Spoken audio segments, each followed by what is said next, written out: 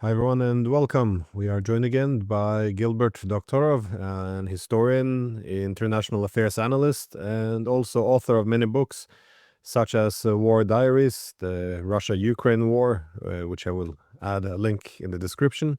So yeah, welcome back to the program. Yeah, very good to speak to you again. So one of the more recent news is that Trump says he's very angry with Putin. He says they have a nice conversation, but then in the evening he goes on bombing Ukraine. And as always, it's some uncertainty in terms of the difference between the noise and the action. Either he's seeking to manage opposition at home and in Europe, or he's lacking in strategic focus and being, swinging a bit back and forth. It's I haven't been able to solve this riddle, if I can be honest. It's very. It seems like very erratic behavior often. So I was wondering if you can, well, try to share your perspective and shed some light on what you think is happening here, because it doesn't seem to make much sense, even his argument or even the way he's going back and forth. Well, this is one instance of very important international news where the the most widely seen experts on independent media, on various YouTube channels, are agreed more or less on the facts and are completely in disagreement over the interpretation. Um, we won't have a, a clear indication of what the interpretation is until we know what the content of his arms shipments to to Ukraine are. So far, we only know about Patriots. There is speculation that's partly encouraged by his reported discussion with Zelensky over long range missiles. Can he reach Moscow? Can he reach Petersburg? And of course, this fired up a lot of speculation about Trump's possibly giving this important offensive weaponry to Ukraine. We don't know anything though. That is all. I consider what he's doing as a continuation of what we've seen in the past several months on various international developments. This is political theater and he is playing it for all it's worth. He gets he gets in front of the television cameras daily. He's on international news. There's only one person making the news these days, and his name is Donald Trump. So in that sense, the narcissist Trump can be very happy. But is there anything more to it than that? Is he, as one extreme interpretation has it, that is by Scott Ritter, is he an idiot? Are the people around him all idiots? Is the Congress populated by idiots? Well, I personally find that a very poor start for serious analysis of most anything, to assume that your opponents or the leading figures of the day are idiots. I prefer to consider um, what is behind what seem to be strange or ineffectual actions. Can it be something else going on? One person who has taken that approach and who has a lot of respect in alternative media, and not only, is Colonel Douglas McGregor, who was saying that that Trump adopted the least bad um, solution to the pressure he's been receiving from Congress and from Europe to respond to Putin's very aggressive and very destructive new attacks, aerial attacks on Ukraine. So that was a kind of middle position. I take a position that goes a little bit further than Colonel McGregor on the political side, um, and that is that Trump knew very well what he's doing. He was um, uh, saying what he said about arms deliveries, about new sanctions and secondary tariffs on Russia, precisely to silence his critics, to give satisfaction to the loudest talking member of the Republican group in Congress, in the Senate, Lindsey Graham. Graham could take pride that the bill that he is steering through the Senate now has the support of Trump, who on his own initiative has stated to the public that he will be adopting the key point here of secondary tariffs at 100%. Well, that's one thing. Silence the critics. I can tell you that my recent appearances on various video programs has been picked up by the Russians, and they pick up precisely this point from my message, which to my mind is the least important part of my message. That is that he was silencing his critics. No, for me, the most important thing is the 50 days. The fact that he has given President Putin 50 days is indicative that he has little or no intention of continuing the war, of making Biden's war his own war, but instead is giving Mr. Putin time to finish up the job. In the same way that he instructed Netanyahu early in his presidency to get on with it, do whatever dastardly things you have to do in Gaza, but let's be done with it and move on. That's what he was saying, to my way of thinking, to Vladimir Putin. But none of us will know what really has happened. Has he joined the neocons? Has he made common cause with them? Or is he duping them, as I believe, with these words about sanctions and arms shipments, and intends to go for his détente? The proof will be what is in that package of weapons being shipped. Yeah, the 50 days. I was thinking a bit about this as well. It could be a delaying tactic in order to not have to pick a side or make any big decisions, because, again, he wants to normalize relations with the Russians, but he doesn't want to alienate too many in his own camp. It could also, as you said, allow the Russians to finish off what they're doing. And well, it could also be an effort to negotiate, to put some pressures, a deadline. So it can be interpreted in many ways. But this is something that confused the Europeans a bit as well. Why do we have to wait 50 days for this sanctions? And his response was simply, well, 50 days isn't that much. Maybe it comes earlier. But this is. I'm often inclined to lean in the direction that there's incompetence, or, as you said, stupidity. But on the other hand, he does, from the past decades, he's always talked about the importance of strategic ambiguity when you negotiate, and he does like to think of himself as a negotiator. So if you're playing with too open hand, it's very difficult to get the deals you want. So again, this is something his own administration says as well. We won't let anyone know exactly what we're thinking or what we're doing. This is what he was also always criticizing Biden for as well. So if it works or not, putting that aside, nonetheless, I think we can conclusively say that this is something he believes in, this strategic ambiguity. So I do see the argument there. That's ambiguity allows him to get some, room for maneuver to do other things, and the pressure, as you said, has been mounting, given that the Russian strikes last night on Kharkov are becoming much more brutal in nature. That is both the quantity and the targeting. So one can see why there will have to be some reaction.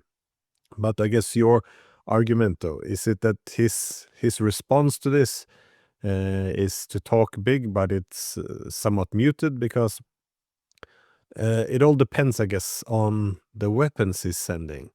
And I'm not sure if I'm understanding this correctly, but to what extent are the Americans sending weapons, or to what extent are they actually selling them? Because it seems as if he's selling weapons to the Europeans, and the Europeans can give it to Ukraine, and somehow this has to happen under the umbrella of NATO for some reason? That's a distinction without a difference. The question that I had in my mind is he just going to ship more of the same, meaning more tanks, more Bradleys, more artillery shells, so much as they have them, to which certainly must have been in the pipeline. Let's come back to this question. Is this Biden's war or Trump's war? What he's about to ship was authorized under Biden.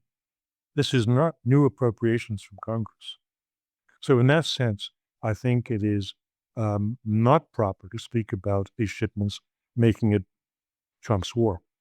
Now, if it indeed is material that was authorized by Biden, then it is no cause for worry, because there's nothing there that will threaten the Russians or will escalate the war. However, if new items are being put in particular offensive weapons, long-range missiles, like ATACMS, which were never shipped, if they are now in the mix, then it's a very different readout of what Trump is doing, and he would be going beyond the irresponsibility button to a new level that takes us to World War III. The Russians have made it plain by their latest revised nuclear doctrine that if they are hit by such weapons, this was either it was originally discussed with respect to ATACMS and with respect to Taurus. If they are hit with this, they can respond with nuclear arms. And I find it incredible that Trump's team would not take this into account and would authorize ATACMS or something that could reach far into Russia. So I believe that we're on the plane of empty rhetoric, shipping things which everyone knows will be of no use to the Ukrainians, because the tanks and the Bradleys will just be hidden in the forest, since if they put them in the open space, they'll be destroyed at once. Just as the Russians are not using their superiority in tanks on the ground, they are also hiding them in the forest and shooting out from undercover, and they're using the tanks just as cannon, more precise cannon, with maybe 8-10 kilometer range. The war has changed, and I don't see my peers taking that into account properly. What we are witnessing now is this massive air attack, not just that it came into the head of Putin or his general staff. Well, let's try this. No, it's precisely because what they were doing up to this point has reached the point, the stage where it's no longer productive.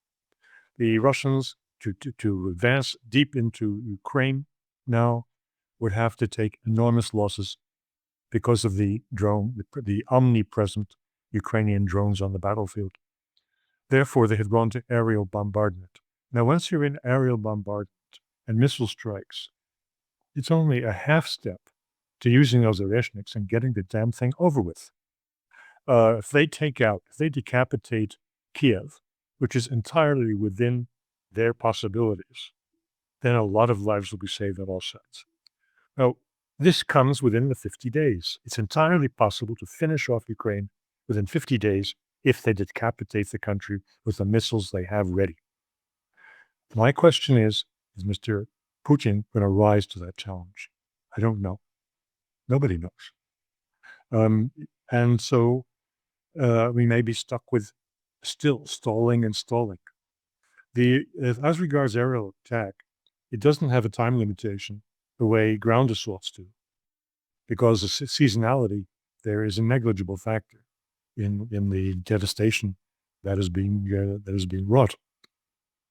So if Putin responds both to the challenge, finish it up, and to the opportunity, now that he's not going to be escalating, he's already in the next stage of an aerial rather than ground war, we may see the end of this. And I think that Trump could find this very satisfactory. Then the United States and Russia can put their heads together and say, well, what are we going to do to put Ukraine back together again? Along the lines of Russia's desiderata, of what they want as their endgame.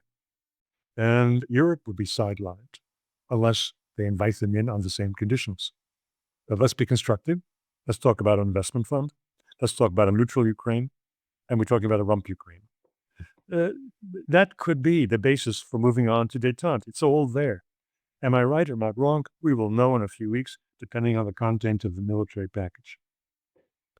Yeah, that's why I thought the eyes on the weapons would be important because, well, there's some flaws in the whole optimism, at least we see now in Europe, because well, the Europeans, do they have the money, and do the Americans have the weapons to sell them, and do the Ukrainians have the human resources to operate them? It I I was wondering if you see it likely as in terms of the Tomahawks being sent, because this is something that well, you suggested it would trigger great concern among the Russians. Indeed, having Tomahawks and other missiles in Ukraine was one of the reasons for the invasion to begin with. But how worried should they be though? Because usually they have to be launched from warships or strategic bombers. Um, yeah, to what extent I guess would make sense. I'm never sure if this is a lack of flawed logic or if it's a strategic ambiguity. But what kind of weapons would be crossing the line? Well, ATACMS to begin with. No one was talking about Tomahawks in the past. They were speaking about these precisely ground-launched missiles using the already existing HIMARS launchers. The United States shipped a lot of HIMARS, and the launchers are there. And the same launchers can be used on the ground to launch the ATACMS.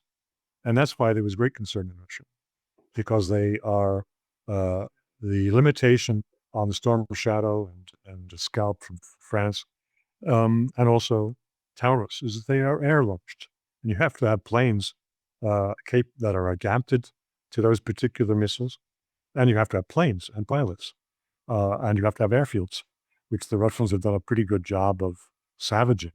So if they were as you say, the Tomahawks, the version exists. It can be ground launched. That's quite exotic.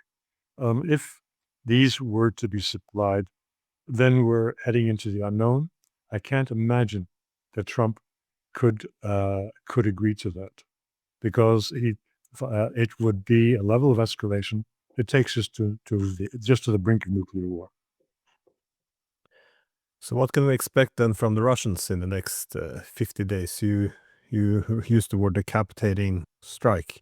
Do you think they can try to go in for finishing off Ukraine? Because again, we've spoken in the past about the danger of underestimating the resilience of Ukraine. That is, they do keep fighting on. I thought things would have begun to collapse militarily as well as politically a long time ago, but here they are. They're still putting up a pretty good fight. So, um, but given the huge intensity now, increase in intensity from the Russian side in attacking targets across Ukraine, do you think they are going for, if not knocking out the military, then going for the political leadership or something to put an end to this war? Because in a war of attrition, you do exhaust the adversary, but the Ukrainians appear quite exhausted now.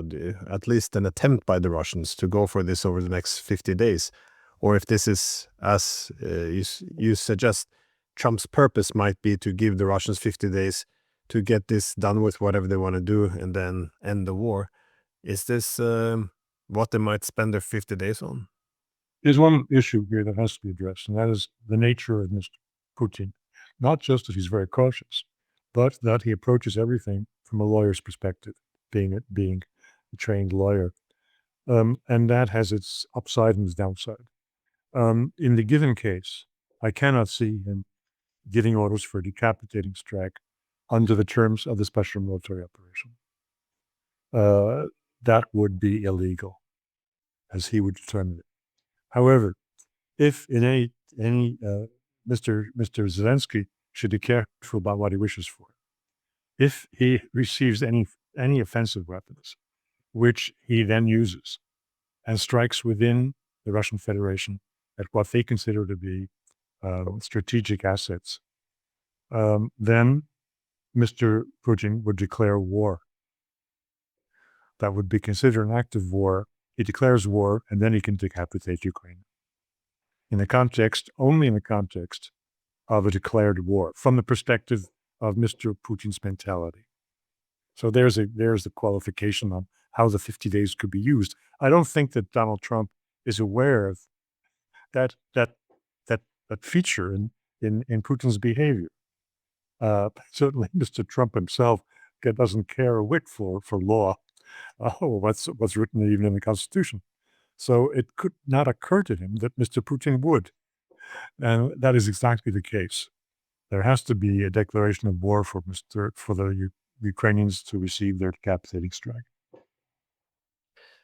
I also wanted to get your opinion on an item in the news, which was that Trump had allegedly asked Zelensky if he's able to strike Moscow or St. Petersburg so Putin would feel the pain. And then later on, he was asked, I think it was on the tarmac, the same question, and he said, "Oh, no, I don't want him to strike Moscow."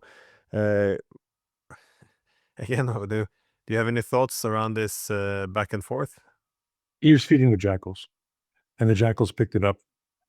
They picked up this piece of rotting flesh very nicely. By here, I mean the BBC. They have gone into overdrive on how Mr. Trump is fed up with Putin. He's now aligned with the hawks in Congress and so forth. I don't believe that for a minute. But again, this is my best guess. It is not founded on anything concrete because we just discussed what the missing pieces to the puzzle are, which will decide whether the puzzle is being assembled, the jigsaw puzzle is being assembled properly or wrongly. The discussion was piquant. He knew it would attract the press. It did, of course. As I say, it's all over the BBC today. That's just what they wanted to hear, that he's giving Zelensky hopes that he can strike Moscow and St. Petersburg. But you refer to give them hope to the Europeans and the hawks within the United States, as well as Zelensky. But if Trump wanted to end this war, and he knows that Russia considers this to be an existential threat, and it won't move much on its key demands, wouldn't Trump need to mount more pressure on the Ukrainians and the Europeans as opposed to I guess throwing them some red meat and making them feel more comfortable with this leadership and the possibility of continuing this war instead? Again, we're in the realm of political theater, Yeah. and I don't believe the seriousness of what he has tossed out to the press. As I've said, he despises the press, and he will say anything that he thinks will make them look like fools. And I guess the last back and forth I noticed of Trump was the arms deliveries. It was reported that I think it was Pete Hegseth that halted arms deliveries to Ukraine. Again, with the engagement with the media, he was first asked. He first stated that he wasn't sure who had halted the arms deliveries, and when he was asked, "Well, don't you know what's happening in your own administration?" He said, "Well, I would be the first one to know. Indeed, I would have ordered it, except he didn't." So how do you make sense of this? Well, there isn't any sense to make of it. He's contradicting. He's contradicting himself, and again, it is another expression of his contempt for the press. He'll say anything to them. He doesn't take them seriously, with good reason. He is treated very badly by Fox News, by CNN. He's treated with contempt by them, and he returns the coin. So I wouldn't follow this too closely. Don't look for logic in what he says with a microphone in front of him. I follow what his feet are doing, and Particularly, I place emphasis on 50 days, which undermines everything else. As you said, he could impose these sanctions tomorrow. He didn't do that, and so I don't believe he ever will. Okay, so yeah, if you put the American side of this war aside, to conclude, they're more or less pursuing strategic ambiguity. We won't really know yet if he's appeasing the Hawks, the neocons, or if he's joined them. But we should know based on the weapons which are delivered. Again, the Tomahawks or any long-range missiles, this is kind of the red lines. But if we shift over to the Europeans, what is the strategy of Europe? Are they hoping that any of these weapons would turn the tide, or is it just to pull America further into this to make it a long war? What is it's very hard to read the Europeans, and here one gets the impression sometimes that there's no one behind the wheel. Oh, there are people behind the wheel, but I think they're driving a different vehicle, and they're concerned with a different road. The road that interests them is power and retaining it. They have put themselves in very fragile position by backing to the hilt a losing cause, and for them now to move the discussion from Ukraine to our own defense and to building our military industry and to how we deal with filling out the numbers of our men and women at arms. That changes the discussion completely, and it's all about their retaining power. Because if there is this big threat from the east, then the logic is you don't that we are the leaders, like as Ursula von der Leyen was saying, trying to defend herself against charges of fraud and abuse of power over vaccines. And how does she defend herself? Well, we are now facing, very important threat from Russia, and we need strong leadership, meaning herself. That's what it's all about, is keeping their hands on power at all costs, whether it serves the national interest or not. National interest, not to mention Ukraine's interest, don't count. The spoils of power, what it's all about. And here in Europe, in most of Europe, with exceptions, France is an exception because the way it structures its governments a bit differently, but most of the European countries have coalition governments. And the whole game of a coalition government is dividing the spoils of power. So that is the center of attention of everybody at the top in Europe today. Not Ukraine, not Mr. Trump, not tariffs, but keeping power. So the initial or the main argument for the past 3+ years in terms of uh, boycotting all diplomacy, rejecting negotiations, and instead just pumping weapons into the war.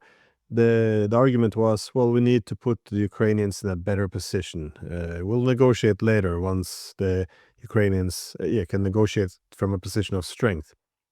Do anyone actually believe this in Europe now? I mean, your position there in Brussels, because it does seem as if um, it's becoming harder to deny that the the war is shifting more and more in the favor of Russia. That is, the Ukrainians having more and more problems building up. The Russians keep strengthening in the rear, and also if again, in a war of attrition, you should look at the ratio of casualties. But the West, we tend to focus excessively on the territorial shifts. But even this is starting to intensify.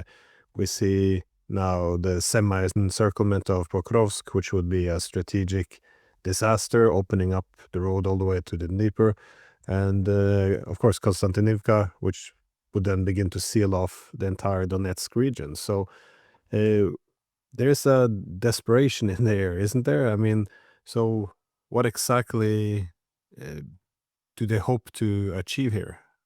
Let's divide up the West. because the United States is running on its own course. And in the question of how the war is proceeding, the United States is much more open than Western Europe in journalism. And a little bit seeps in here in the press, but it's really in New York Times.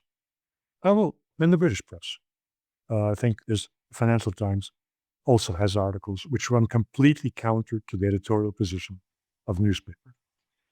Journalists are reporting what's going on. New York Times. They are every few days speaking about the Ukrainian retreats or losses and the Russian advances. No question about it. They're preparing the public for a Ukrainian defeat. The most important indication of that was what appeared on Monday in the New York Times. They had a front page article on the crimes that the Ukrainians committed during their occupation of Kursk Oblast. This was immediately denounced by Kiev as dissemination of vile propaganda. The New York Times, for the first time in the whole war, had an article devoted strictly to the war crimes that the Ukrainians are committing. Now that tells you they're preparing their public for the Ukrainian defeat, and they will find many reasons why they should have lost the war. If I say the game is moving on, the competition now is not about the fate of Ukraine. It's about the future of the present-day leaders in Europe who have committed so much of their personal prestige and political power to winning a war that they're losing. And so they're diverting attention to, the 2029, how we have to be prepared for Russian invasion and so forth. They're changing the subject because they lost this subject. Well, the use of the media to exercise narrative control and prepare the public for a defeat in Ukraine. I was thinking the same when I saw the last the gradual shift in the media coverage in the United States, and of course this New York Times article was quite important as well. The fact that you had an American journalist from the New York Times, I think the journalist was accompanying Ahmad through Kursk. I mean, the fact that this was being done and the conclusion on the coverage was the Ukrainian war crimes. This is something unthinkable 2-3 years ago when the Ukrainians could do no wrong, and every person, even with a swastika, had to be, the first instinct was always to whitewash it. But in Europe, though, I do not see this at all, especially I'm located in Scandinavia, and here the war propaganda is just going full steam ahead. Hardly any changes. And indeed, to suggest that Ukraine can't win the war is denounced as Russian propaganda trying to reduce public support for what we call helping Ukraine, which is pushing a war which the Ukrainians themselves want an end to. But of all the Europeans, for many people, if you would have said this 4 years ago that Germany would position themselves as the main country to essentially take over the fight against Russia now that America is pulling back, this would have been very much unthinkable a few years ago. But here we are. How are you reading the German position? Is this, because it's not simply Merz, this is something deeper in German society, isn't it? It covers the whole political spectrum. I believe this started with the Alternative for Deutschland, when they were the first to speak up. Well, this goes back 5 years or more. The first to speak up and say, "Hey, we are not responsible for the sins of our grandparents. We are new people. We are new people, and we have to look after our sovereignty." That was Avge. And it's covered now the whole spectrum of German political life, where they do not take responsibility for the crimes that Germany committed across Europe, and not just in the destruction of Jewry. And they believe that they are morally clean, and they follow European values, and they can get up on a soapbox and preach to, particularly the Russians, who are the recidivists, and who have to be properly punished for their violation of European values.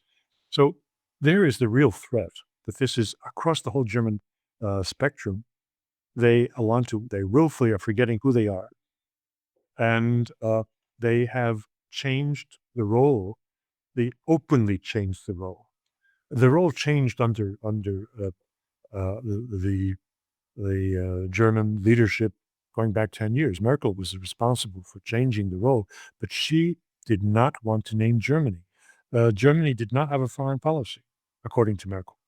The foreign policy was made in Brussels, very convenient. And who made it in Brussels? Germans, since they dominated the parliament and the commission. So the de facto Germany was the dominant force in European diplomacy and world policy. But this was not acknowledged by the German leadership in Berlin. They hid behind the apron of Brussels. Now they're coming out from behind the apron and saying, yes, we are going to be Europe's dominant defender, as if this is natural. It's not natural. It was the road for this was prepared by the gradual collapse of France and its authority, not just the economic weakness of France, which was established decades ago compared to Germany, but its political weakness, succession of disastrous presidents. And Mr. Macron is the latest uncrowned king under the French Constitution who defies the French political circles by holding on to power when he has maybe a 20% approval rating. The French are politically weak.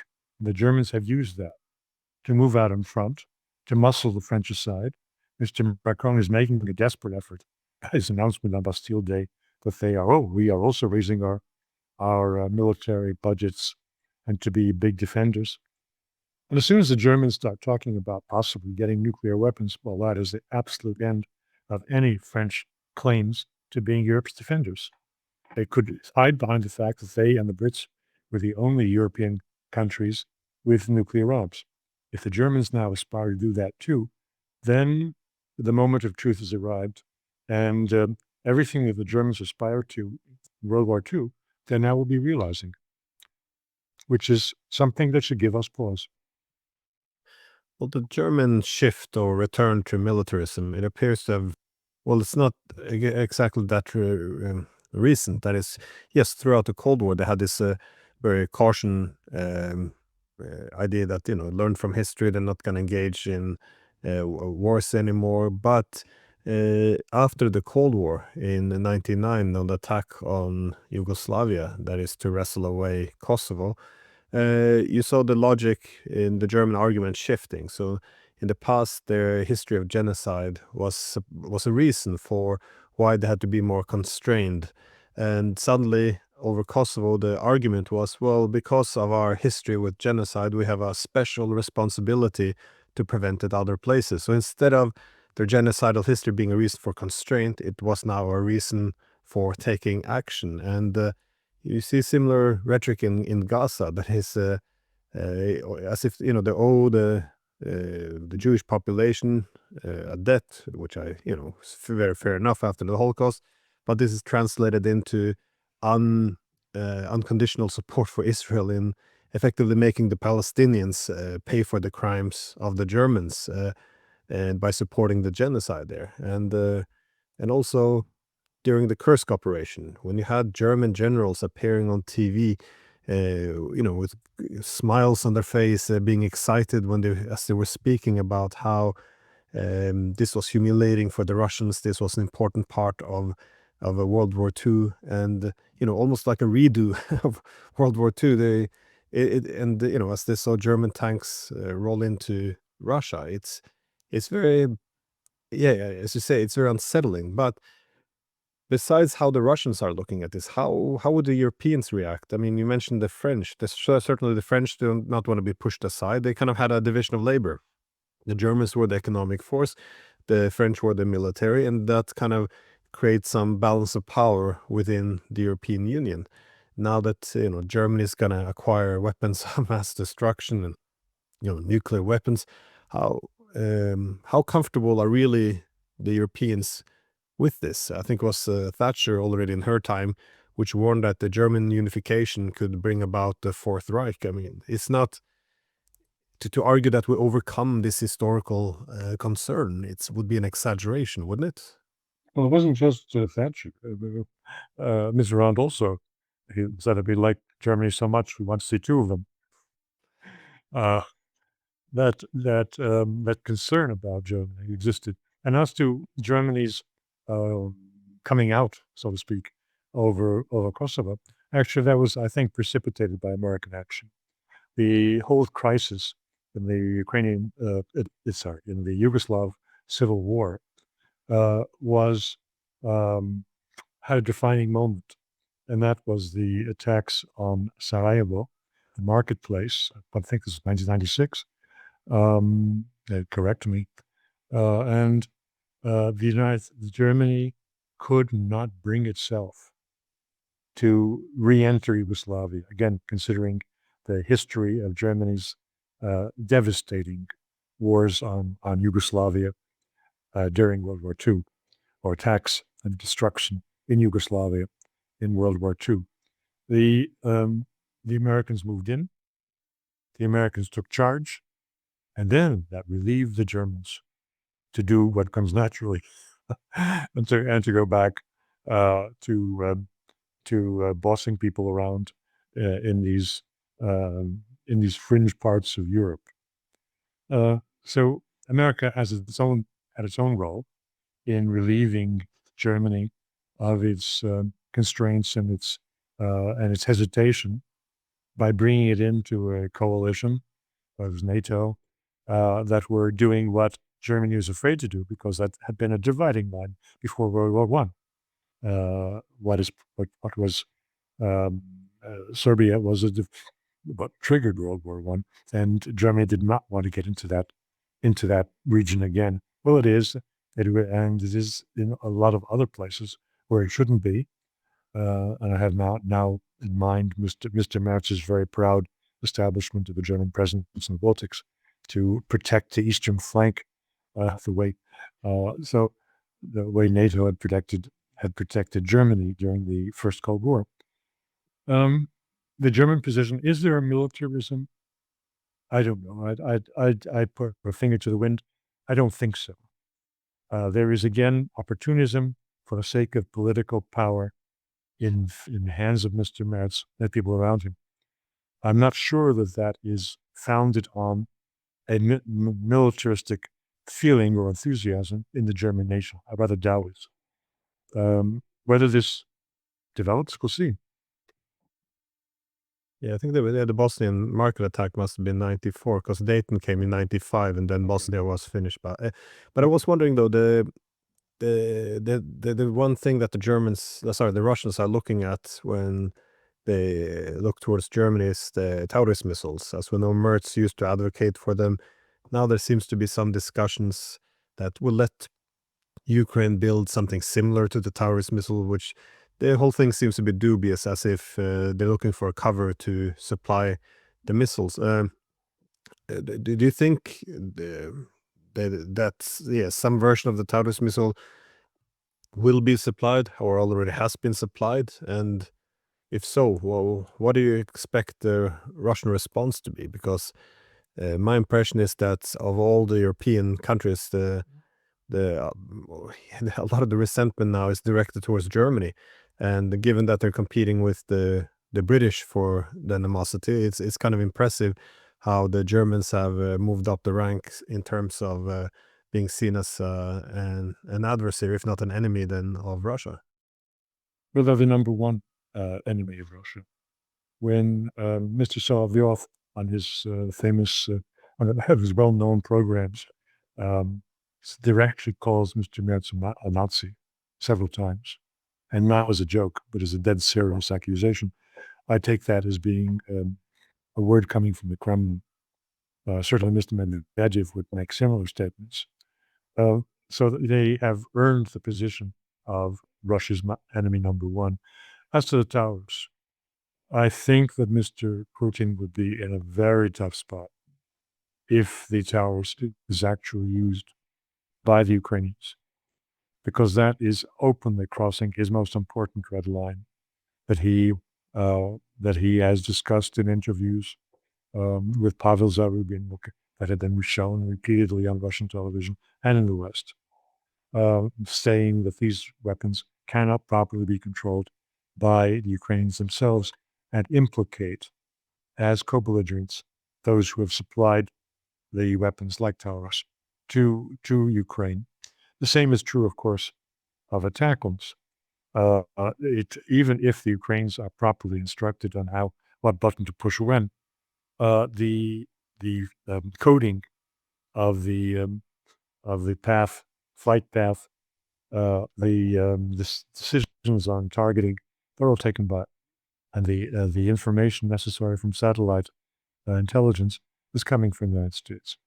And so for Putin to accept this, I think he might as well just give up and stop the war and be overthrown, because that's what it would mean. It's incredible. It's impossible if he could hold on to power if he did not follow through on his threats to the United States, to Germany, for attacks coming via these long-range missiles. And by the way, I firmly believe that some towers are already in Kiev, going back several months. Whenever the announcement is made that in a month or two we will ship, it means they already are there. So, well, by the way, I agree with that assessment. I also think this would be the final straw, that it would make it impossible for Russia not to attack. People keep saying, "Oh, why would they risk this?" But well, certainly Germany is willing to risk the war, so it would be too high cost, I think, for the Russians to do nothing. But what exactly could they do? They would be, you have different targets which would indicate different levels of escalation. Rather than attacking German military bases, wouldn't it do you see it as more likely to attack German, um, I guess, industrial facilities where these weapons are actually being made? Or what do you see as, well, again, we can't get into President Putin's head, but what do you see as likely or possible targets for the Russians to retaliate against Germany? I think we have to try to get into his head in one respect. And I continue the point I made earlier. The man has a legalistic frame of mind.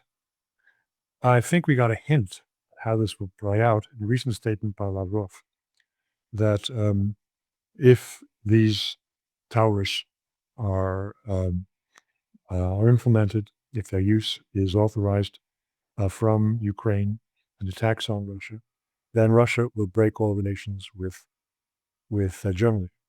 Now, what does that mean? That's what you do when you're declaring war.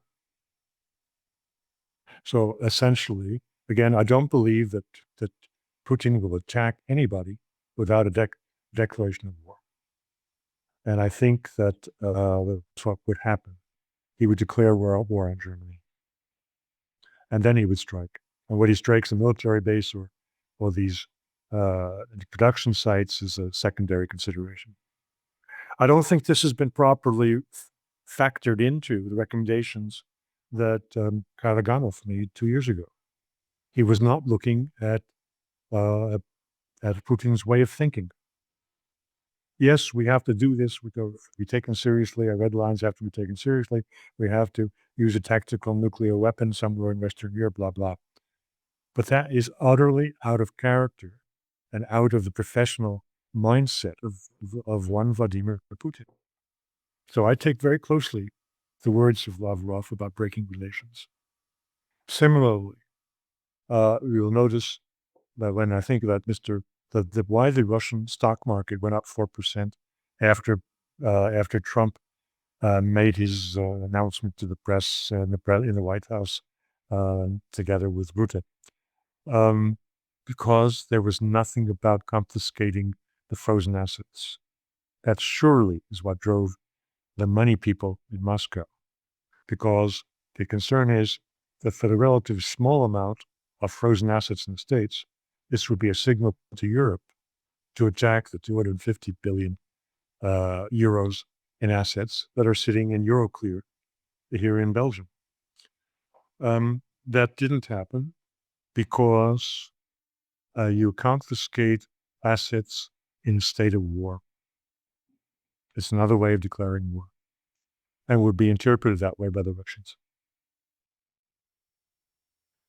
Well, thank you for your time. I think this is a very important perspective, especially when you're discussing an actor such as Donald Trump and his administration now acting deliberately with strategic ambiguity. Then I guess we're all vulnerable to our own biases. We might see what we want to see when he's sending out all this very different signals. So I think this is what you brought up is many people might have been missing some of these subtleties. So this is give me something to think about. So thank you so much for your time. My pleasure. Bye-bye.